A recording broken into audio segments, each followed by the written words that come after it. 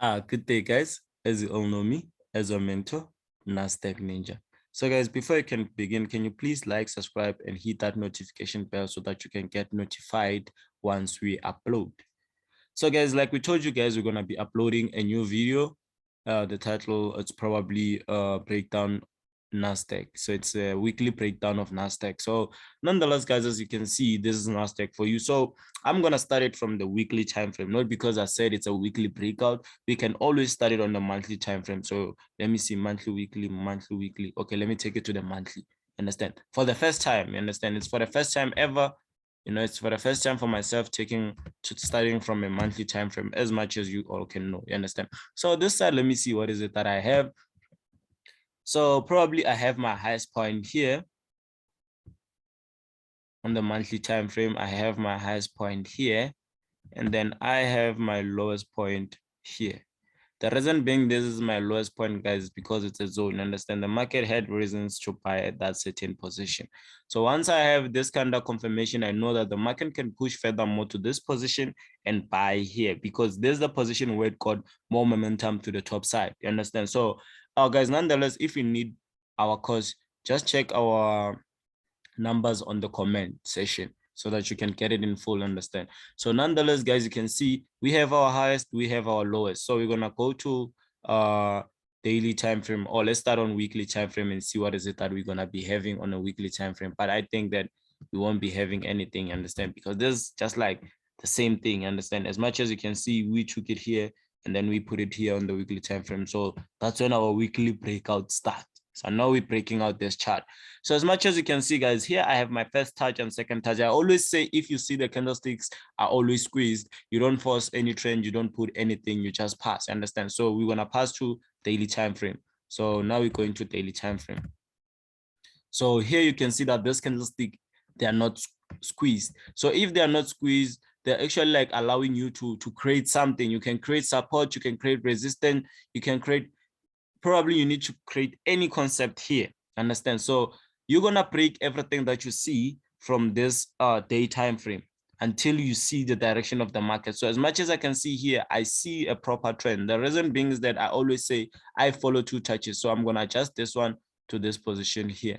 So I have my first touch, second touch, the third touch, we know it's a 90% rule. So you already know the rule. So nonetheless, guys, I'm gonna create my downtrend here.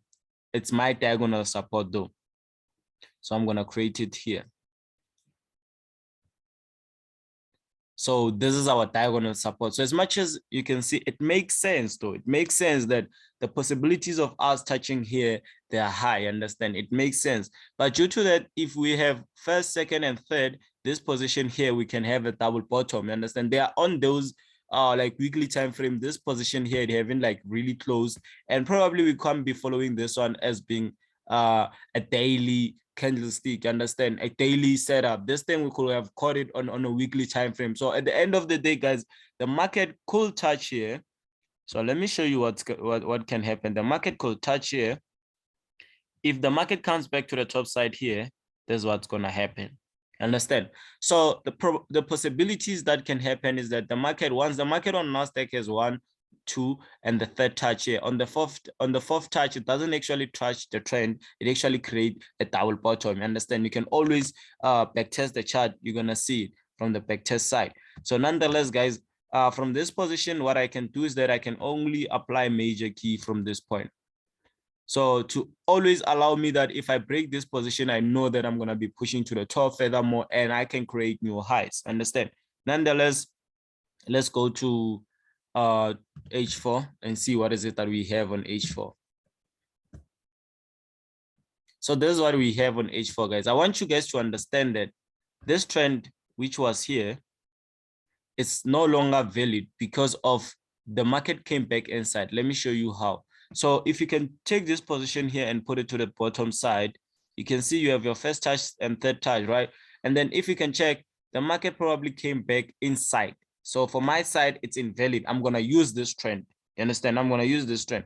So adjusting our chart furthermore to see what is it that's going on, I can see that this position, it becoming our hardest point, understand, to pass. So at the end of the day, you can never execute a buy at this certain position, because there's nothing for you that confirms it's a buy. However, you can always execute a buy if the market comes back this side or the market touches this side. So your question is that what is it that you can execute now? For my side is that just wait for the market, because you failed to execute the sell here for retest. So you don't just have to jump in here because the market is moving. You understand that when the market moves doesn't mean you should enter, because how many times you entered and you keep on losing? You understand?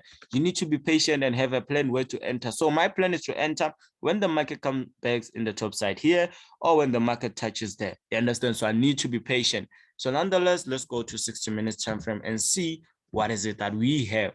So as much as you can see, we have gaps, and then at the gap we had a resistance forcing us to push below. But nonetheless, guys, as much as you can see, you always know that the gap has to touch the resistance, the nearest resistance, in order to be covered. You understand? So it did that, but here you don't have to confirm anything, guys, like anything. But at the end of the day, if you want proper confirmation, if you're asking me what is it that's gonna happen, guys, I feel like this resistance is just there.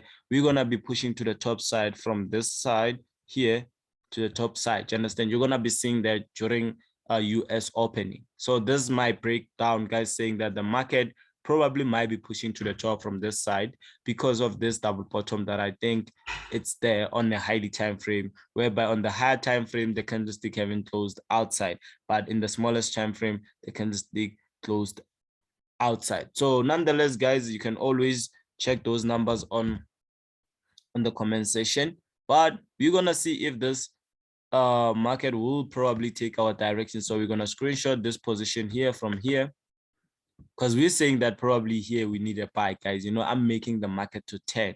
It's crazy. Understand? It's crazy because I'm saying it will 10 from this position, and most of the people probably like confirming a lot of sells. Understand? A lot of sells, but at the end of the day, it doesn't make sense in my side. Understand? We've been like dropping for a while now. I feel like from this position here, there's a position where we need to be seeing more buying opportunities. Understand? You can take your buys here. You know, sometimes, guys, you need to be able to identify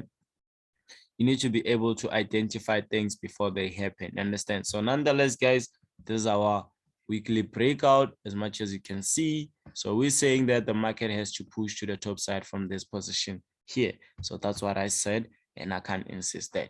Thank you, guys. Let's meet on another video.